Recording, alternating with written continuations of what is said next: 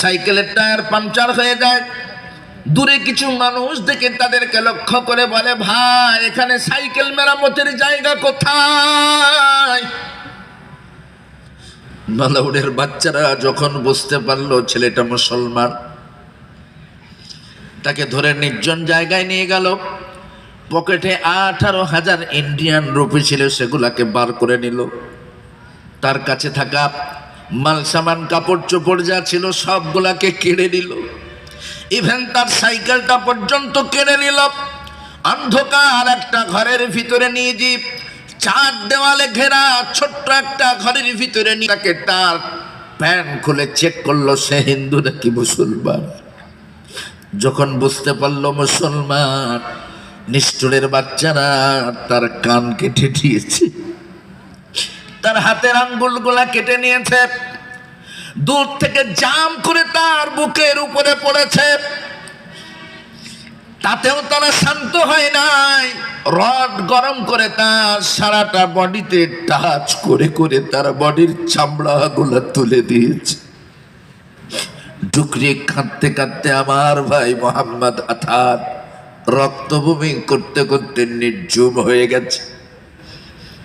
নিথর হয়ে পড়ে আছে মোহাম্মদ আথার, ঘন্টার পর ঘন্টা পড়ে আছে। মালাউনের বাচ্চারা চতুর্দিকে দাঁড়িয়ে অট্ট হাসি হাসছি। তার পরিবারের লোকজন খুঁজতে খুঁজতে যখন সেই ঘটনাস্থলে গেল, আমাদের আথারকে দেখেছ? জবাবে তারা বলে, তোমাদের আথার আমাদের ভুট্টা চুরি করেছে, এই জন্য তাকে উত্তম মাধ্যম দিয়েছি। বলুন নাউজুবিল্লাহ। আথারের পরিবারের লোকজন তাকে দ্রুত নিয়ে মেডিকেলে নিয়ে গেল।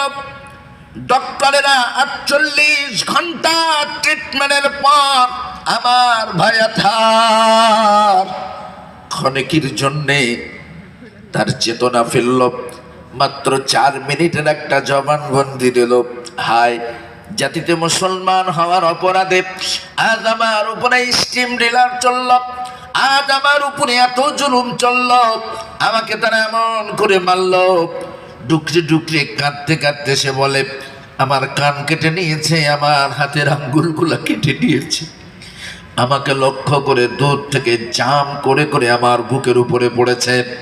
আমি যখন রক্ত বমি করতে লাগলাম, নিষ্ঠুরেরা আমাকে মারা, আমার অত্যাচার করা একটু বন্ধ রেখেছে।